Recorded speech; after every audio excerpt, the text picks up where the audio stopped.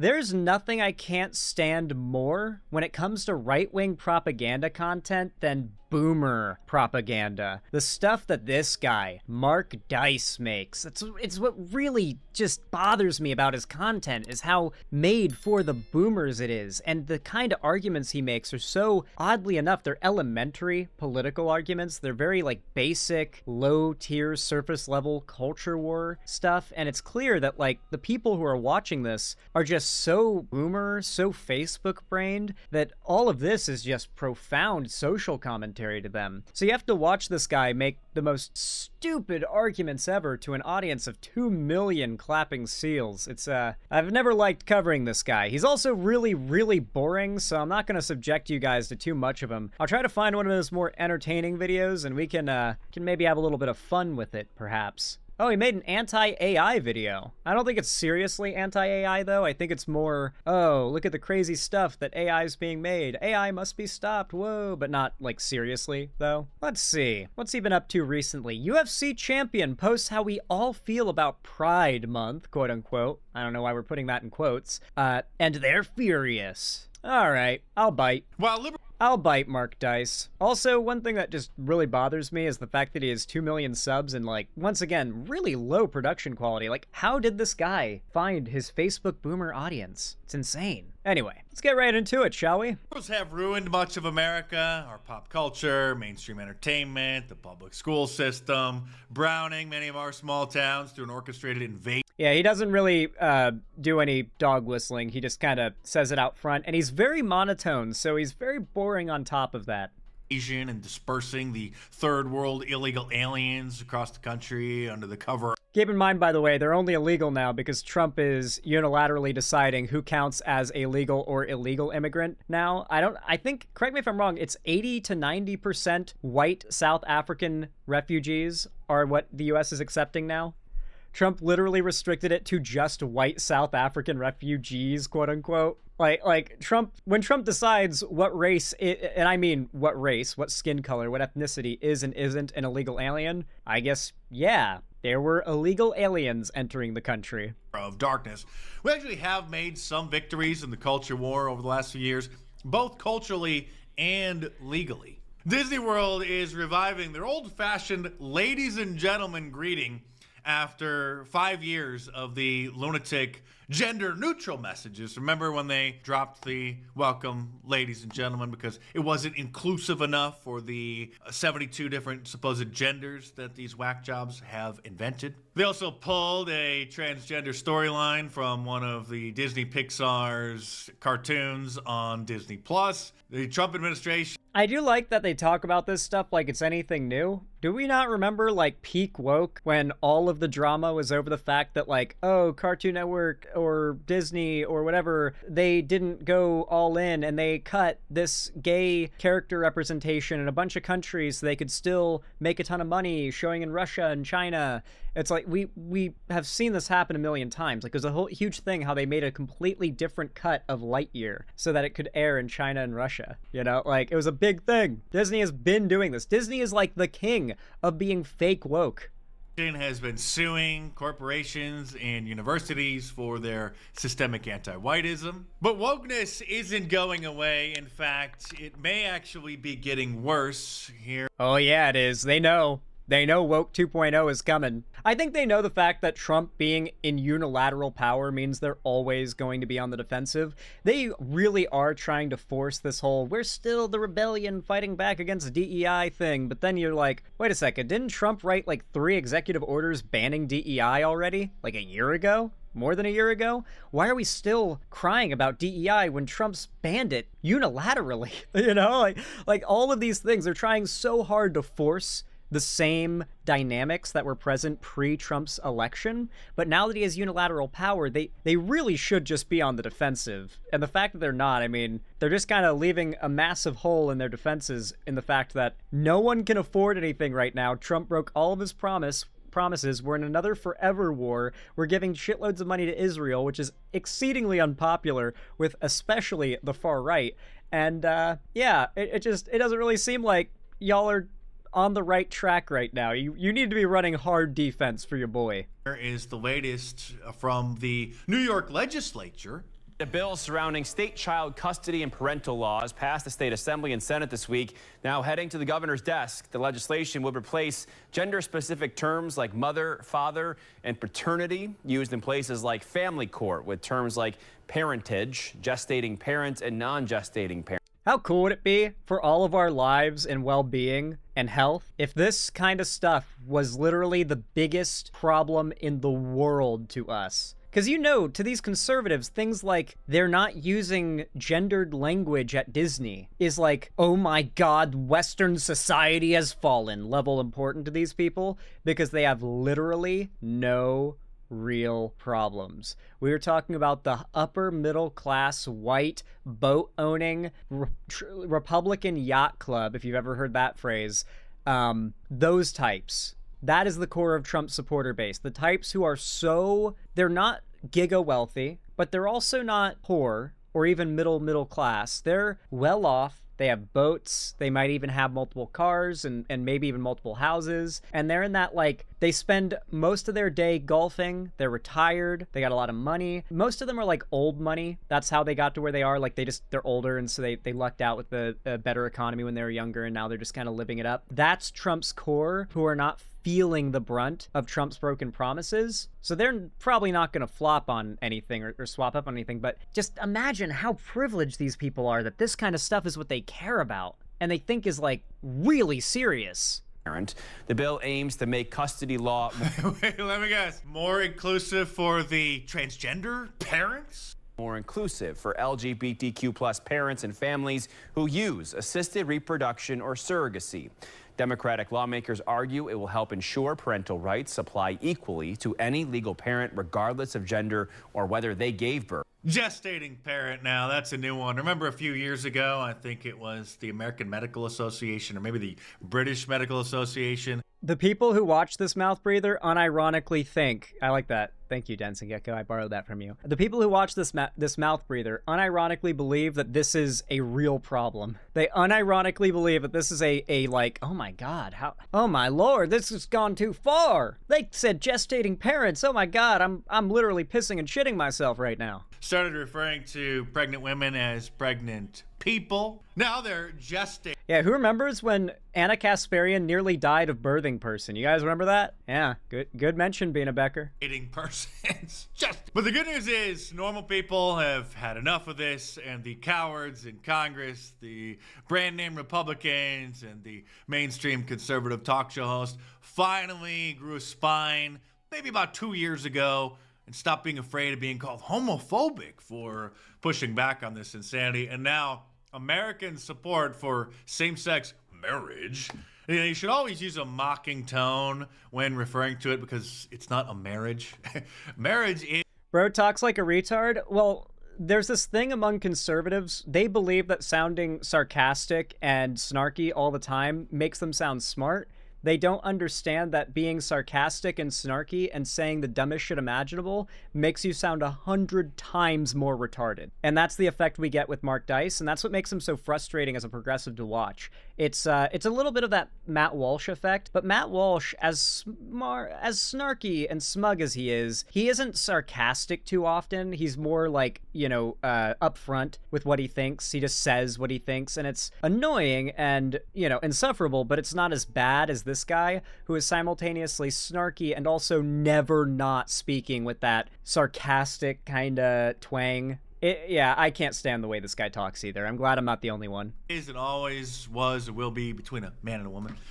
American support for same-sex marriage sees a decline. More than a decade after the landmark Obergefell Supreme Court case, which Ben Shapiro endorsed, by the way, legalized same-sex marriage nationwide, support for such unions in the United States has fallen from record highs, according to a new Gallup. And to show how far America has slid down the Sodom and Gomorrah slippery slope, here is a clip from the 2008. Once again, like, the smug sarcasm while also unironically invoking the slippery slope fallacy as an argument in name. Like, in name. Vice presidential debate. Do you support gay marriage? No. Barack Obama nor I support redefining from a civil side what constitutes marriage.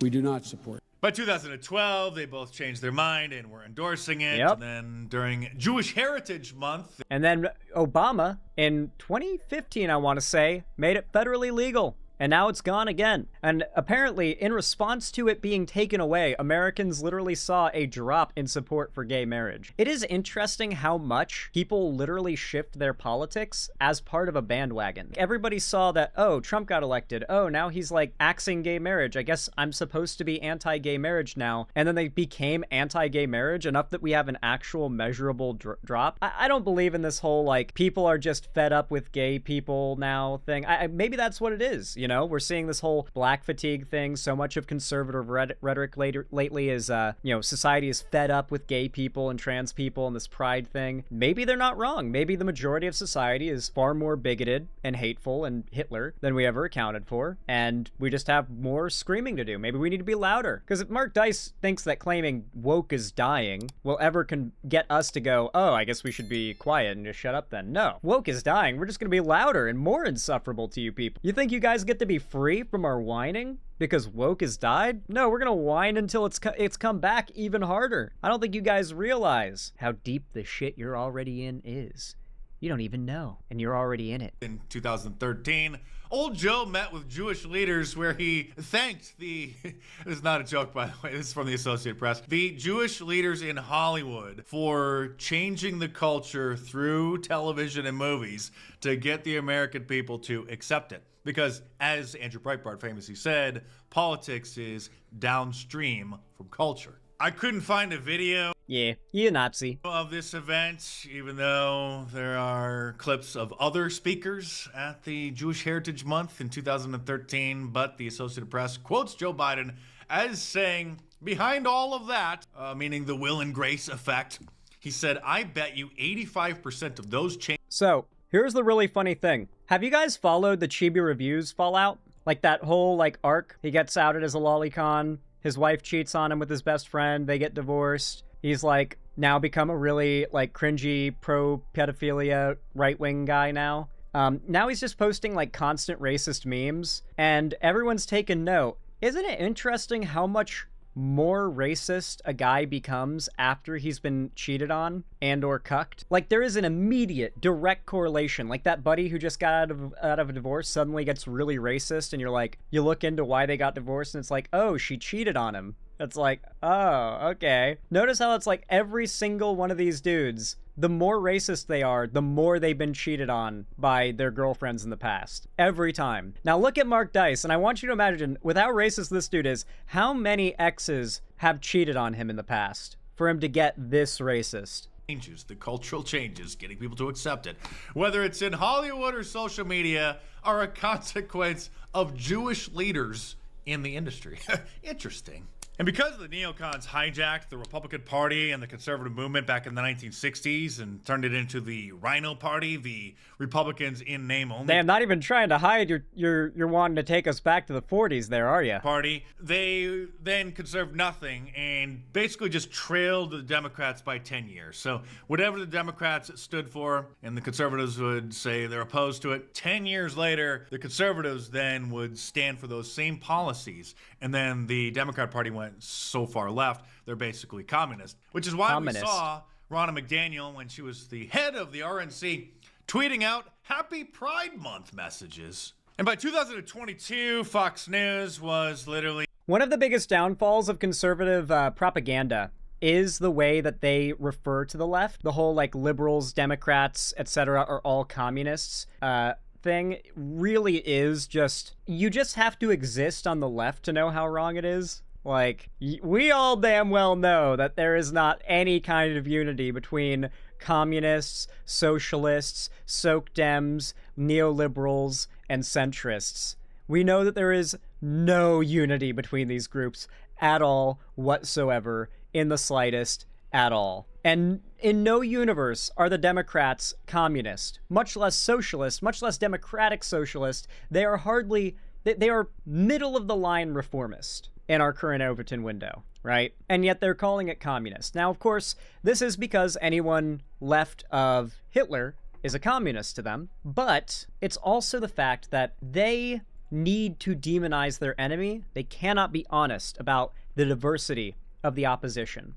When someone realizes they're part of a political group, the right, that makes you worship and fall in line behind Donald Trump no matter what he does, even if he rapes, even if he pedophilias, doesn't matter. And then you've got the other side of politics, where there's a diversity of thought, constant arguments over whether or not we should unify behind the same candidate, and no one agrees with each other, and there is no hegemony of ideas and thought and behavior. At the end of the day, a lot of people get a peek into what the left is really like, and they realize how blatantly wrong the characterization of the left is by the average conservative pundit. And if you can't even be honest about the makeup of your opposition politically, it's not a good look. I know for me, when I realized that there was such thing as like liberal people who shot guns alone, like that alone was like, whoa, I didn't know that liberals could be pro-gun. Like that was a big thing for me when I was a teenager.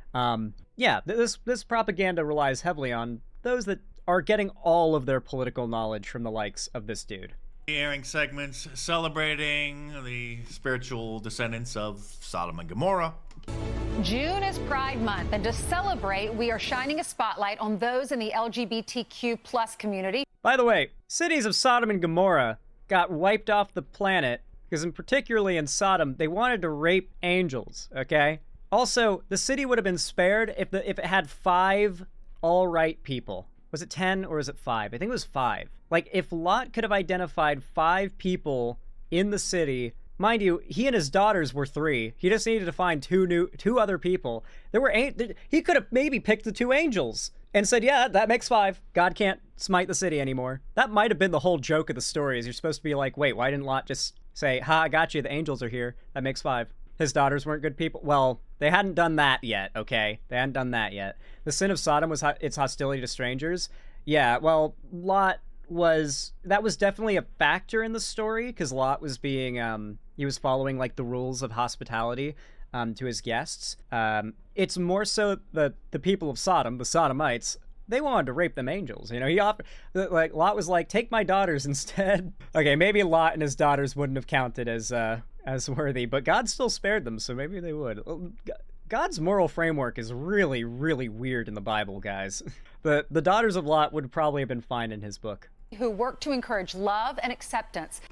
Encouraging incontinence. That is Ainsley Earhart, a supposed devout Christian who read what the teleprompter told her to read so she can still collect those millions of dollars because that's what her soul was worth. But thankfully, over the last few years, normal people have been fed up, and those who work in conservative media who don't have any of the strings tied to them from the corporate controllers can speak freely, and normal people are speaking freely again because they've just been fed up. And same with Generation Z, who has taken a far right turn in the culture war, and so that's why... Are you sure? Are you sure?